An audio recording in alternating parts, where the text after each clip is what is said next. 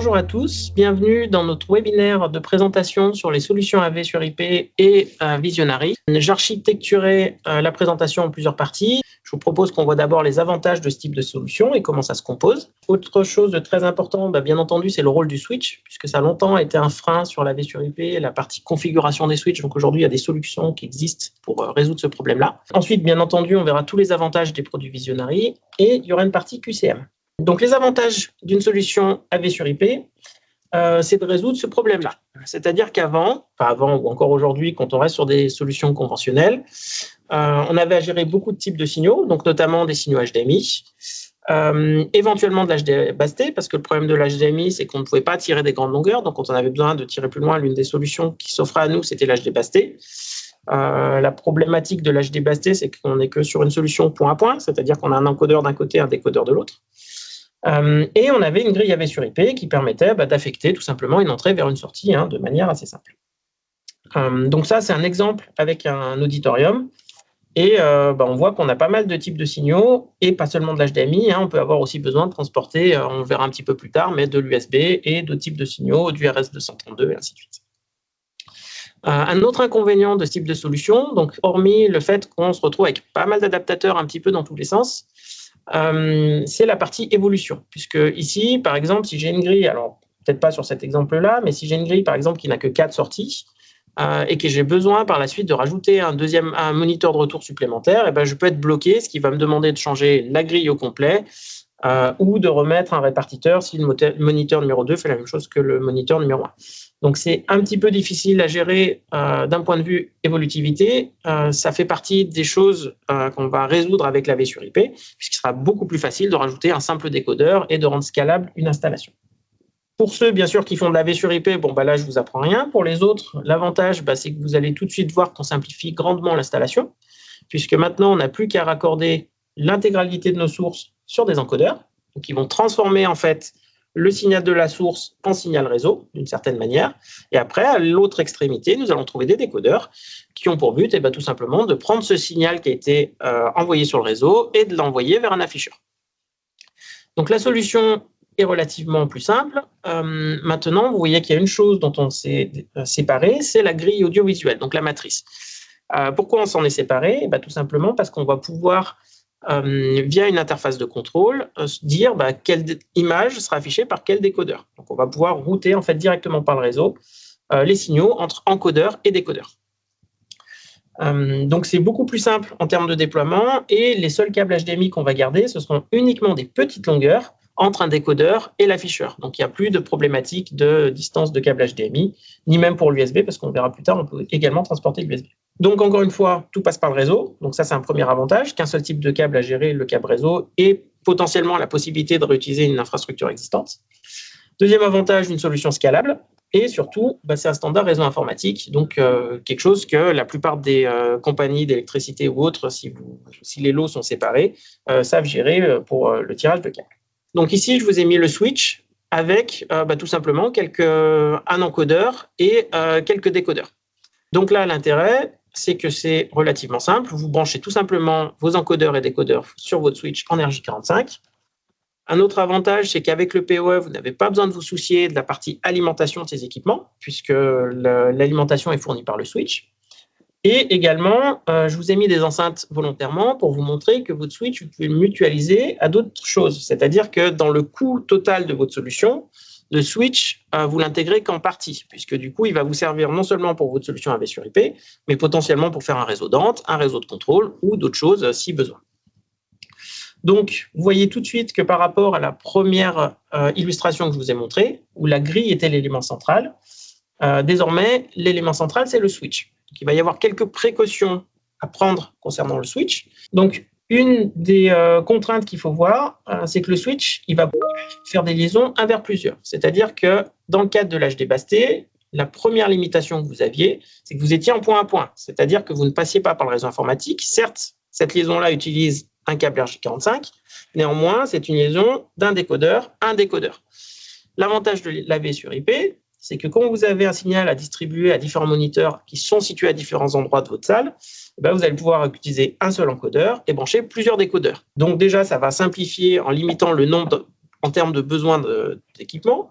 Par contre, il y a une particularité à ça, c'est que votre encodeur ne va envoyer qu'un seul signal.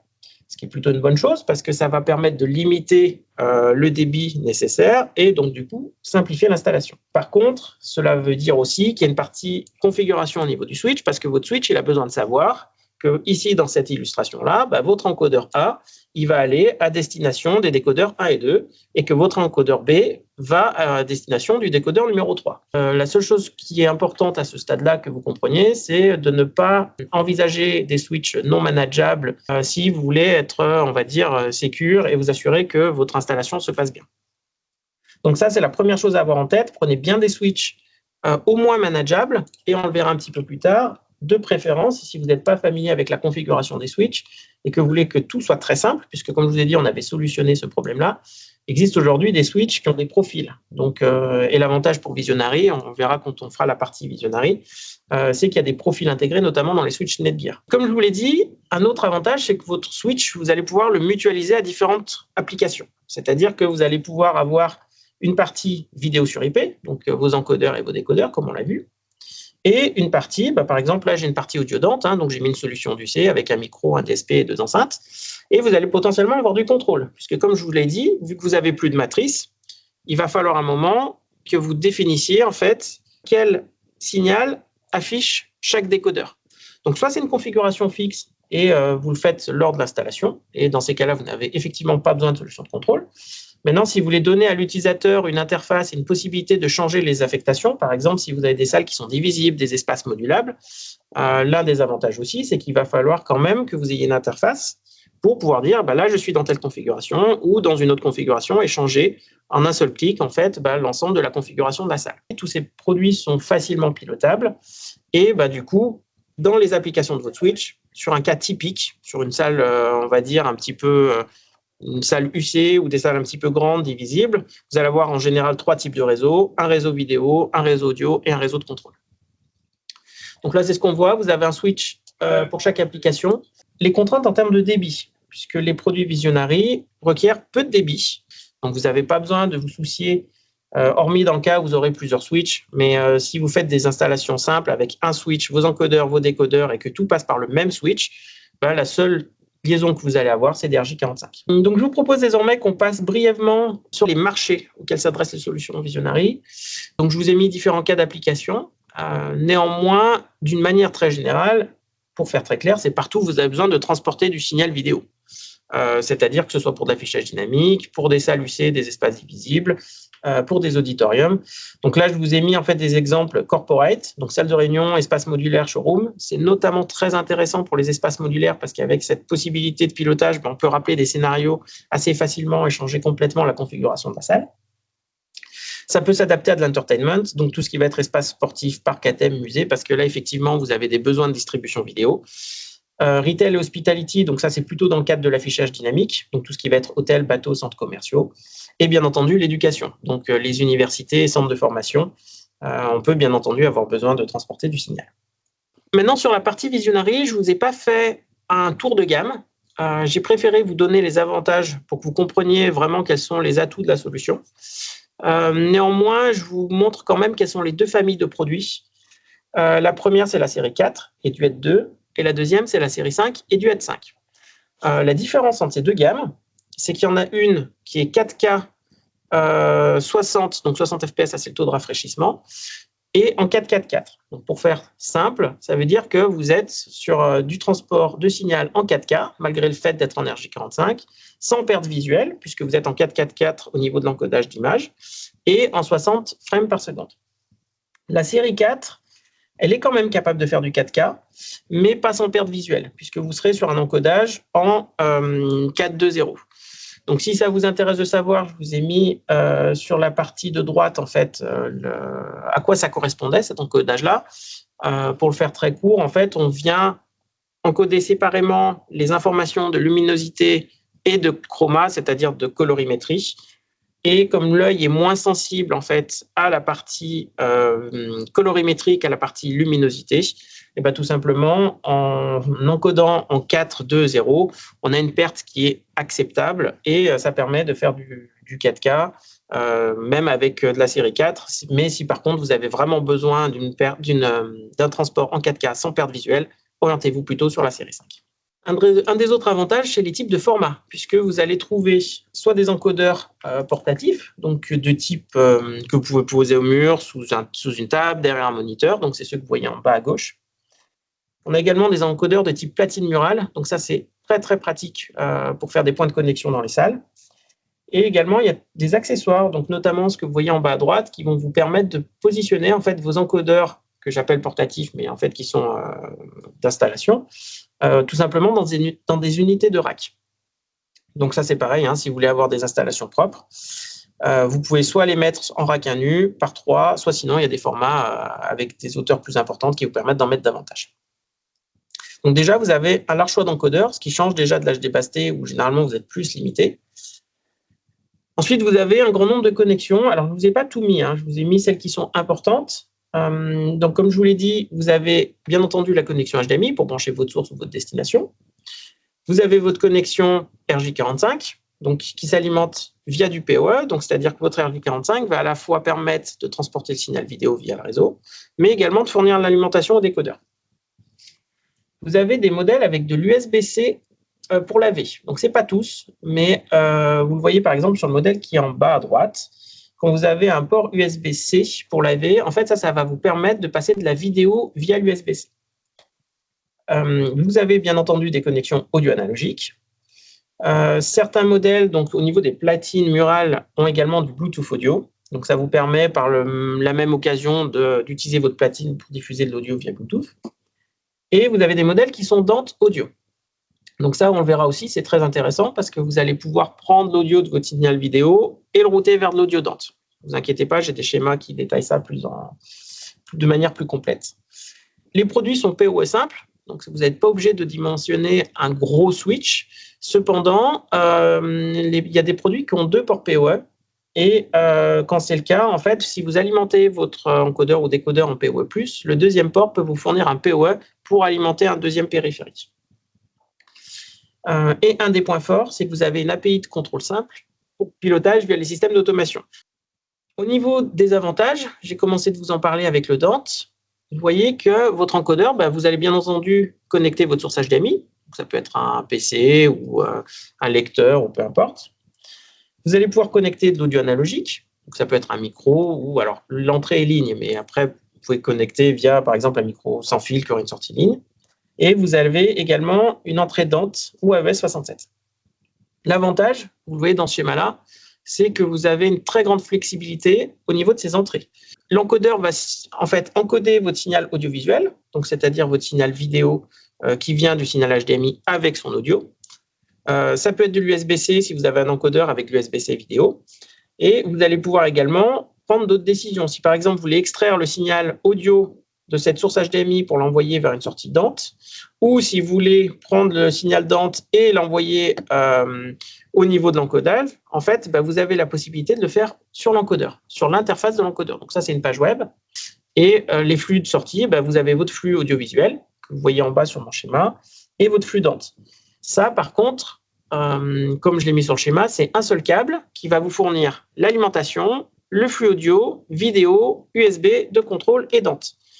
Vous avez, si vous le souhaitez, la possibilité, quand vous avez 2 ports, d'isoler votre flux Dante si vous voulez tirer 2 câbles, mais ce n'est pas une nécessité. Vous pouvez tout faire passer par le même câble. Pareil au niveau du décodeur, vous pouvez complètement avoir la liberté de choisir, de router par exemple le signal audio qui provient de votre flux vidéo vers une sortie Dante. Donc ça, c'est très intéressant, notamment dans des salles où vous allez brancher par exemple un PC. Vous ne faites pas une visio, mais que vous voulez brancher un PC en HDMI sur une platine murale, mettons, et que vous voulez quand même que le signal provenant de ce PC soit diffusé dans les enceintes de la salle et non pas sur l'audio du moniteur, ça va vous permettre de récupérer le signal en Dante tout simplement via Dante Controller. Vous allez faire une souscription entre soit votre encodeur, soit votre décodeur et votre DSP audio qui va router vers vos enceintes Dante ou directement vos enceintes Dante si vous n'avez pas de DSP audio sur cette installation. Un autre très gros avantage, c'est que vous avez de l'USB over IP. Alors, vous voyez qu'il est dans le sens opposé. Donc, c'est ce qui nous arrange notamment pour les applications de communication unifiée. Puisque si vous avez une visio, vous allez avoir votre PC visio d'un côté et votre moniteur de l'autre. D'un point de vue signal vidéo, ce qu'on a besoin, c'est de prendre l'affichage du PC vidéo, c'est-à-dire, pour faire simple, on va considérer que c'est un Teams. Donc, par exemple, l'affichage de mon Teams, j'ai besoin de l'afficher sur mon moniteur. Donc là, on résout ce premier problème. On a un encodeur d'un côté, un décodeur côté moniteur, et on transporte le flux vidéo entre le PC de visio et le moniteur. Par contre, j'ai généralement au niveau de mon moniteur soit une barre vidéo USB, soit d'autres équipements USB qui sont mes équipements AV de salle. Donc, tout simplement pour ma visio, donc caméra et micro principalement. Éventuellement, ça peut être aussi moniteur tactile, on le verra après. Là, l'avantage, c'est que vous allez pouvoir brancher votre USB au niveau du décodeur cette fois-ci, et l'USB traverse en fait de ce point de vue-là dans l'autre sens, c'est-à-dire que celui qui est haute, c'est le PC, et le décodeur est côté périphérique. Ça veut dire qu'en clair, vous allez pouvoir récupérer sur votre PC Visio les équipements USB qui sont connectés à votre décodeur via cette liaison USB.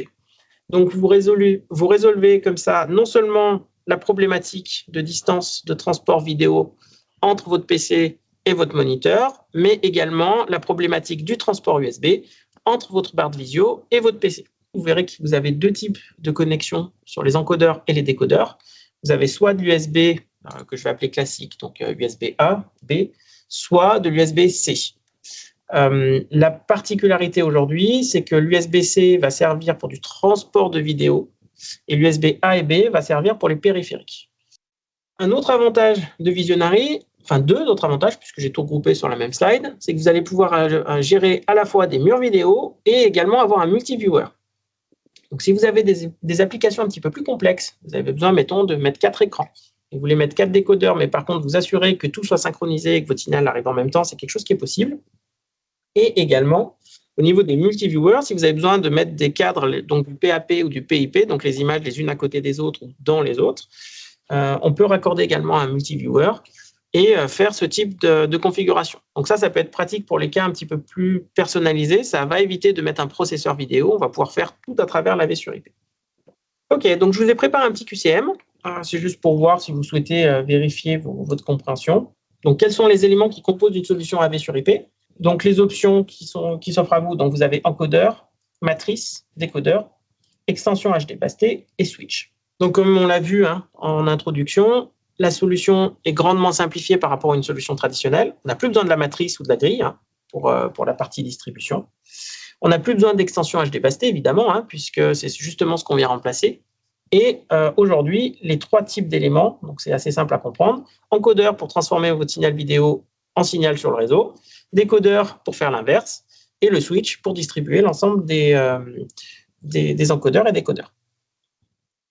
Je vous ai ensuite mis une question sur le rôle du switch. Ça, on l'a abordé assez rapidement. Je vous demande ici combien d'encodeurs faut-il pour envoyer un même contenu aux deux premiers décodeurs et un second contenu au dernier. Donc là, comme vous le voyez en fait sur la partie de droite de l'illustration, vous avez 3 décodeurs. Le premier et le deuxième décodeur doivent afficher la même source, la source numéro 1, et le troisième décodeur doit afficher la source numéro 2. Donc il y a plusieurs options qui s'offrent à vous. Soit vous dites, il me faut un seul encodeur et je viens connecter 2 ports HDMI dessus. Soit il m'en faut 2, un par flux. Soit il m'en faut 3, car il faut générer un flux par décodeur. Donc déjà, par élimination, si vous avez suivi notamment la différence par rapport à l'HD passé, vous pouvez éliminer la réponse numéro 3, puisque on a vu que tout simplement, on n'est pas sur une liaison point à point, et je l'ai abordé assez brièvement, que l'un des avantages, et c'est pour ça qu'il y avait de la configuration au niveau du switch, que je vous conseillais des switches avec des profils déjà préconfigurés, et en particulier les gammes AV Netgear, puisqu'elles ont les profils pour les solutions Visionary, c'est qu'un encodeur est capable d'envoyer un signal via le switch à plusieurs décodeurs. Donc là, dans le cas présent, vous n'avez pas besoin de 2 encodeurs pour envoyer au décodeur numéro 1 et au décodeur numéro 2. Donc un seul peut faire les deux.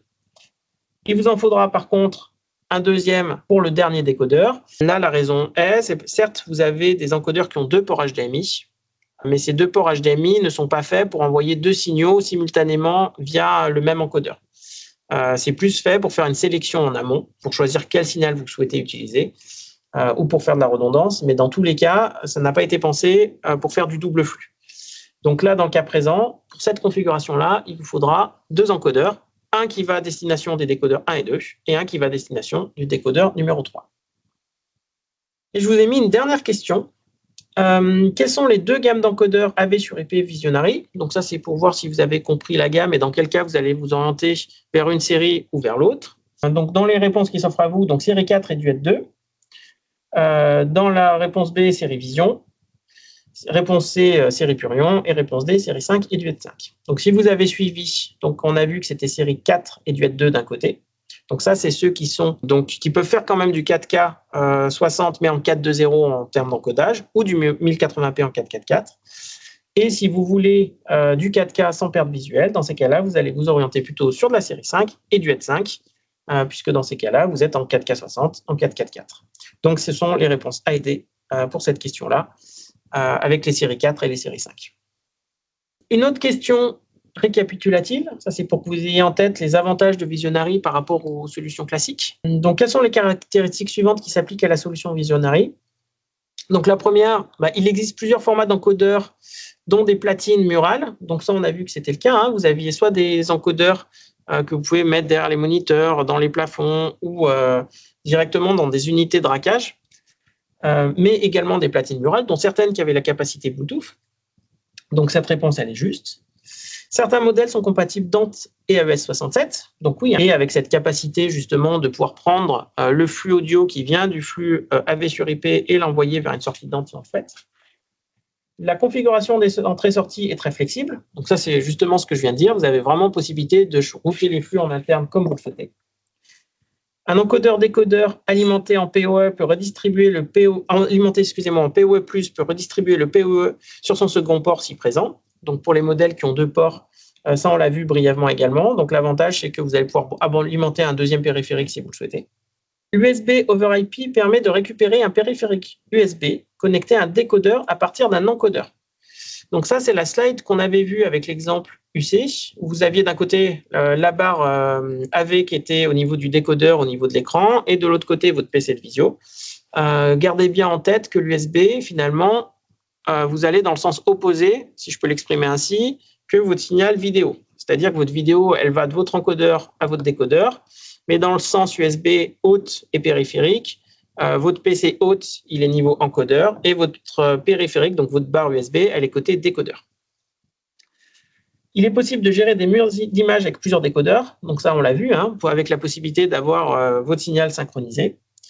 Et il existe un multiviewer dans la gamme, donc ça si vous avez besoin de faire des applications plus spécifiques, vous avez cette possibilité de faire du PAP, du PIP, donc ce qu'on ferait avec un processeur vidéo sur une configuration classique. Donc là, toutes ces réponses sont justes. C'était une manière de résumer les possibilités du système. Il y a d'autres avantages. J'ai essayé de rester concis ici, notamment, je l'ai abordé très brièvement, la possibilité de transporter du RS-232 notamment. Ça va permettre, par exemple, de réveiller vos moniteurs. Si vous l'envoyez une commande d'un côté et que votre moniteur reçoive cette commande-là pour la sortie de veille ou la section de source sur le moniteur, on a ces extras également dans la solution. Johan, j'ai eu une question sur la partie perte de qualité avec la compression, auquel j'ai répondu dans le chat. S'il y en a qui n'ont pas vu la réponse, le codec exploité, c'est du JPEG 2000. Ça veut dire que mathématiquement, il y a une perte de qualité en termes de pixels et de données réelles. Par contre, à l'œil nu, ce que j'explique, c'est que c'est quelque chose qui est invisible ou quasiment invisible, sauf dans des applications spécifiques comme le militaire, le médical ou l'analyse d'images très poussée. Oui, c'est ce qui est généralement détaillé comme compression sans perte. C'est pas sans perte réelle, mais c'est sans perte visuelle. Visible, oui, tout à fait. Et si tout est bon pour vous, je vous souhaite une excellente journée et à très bientôt pour d'autres webinaires.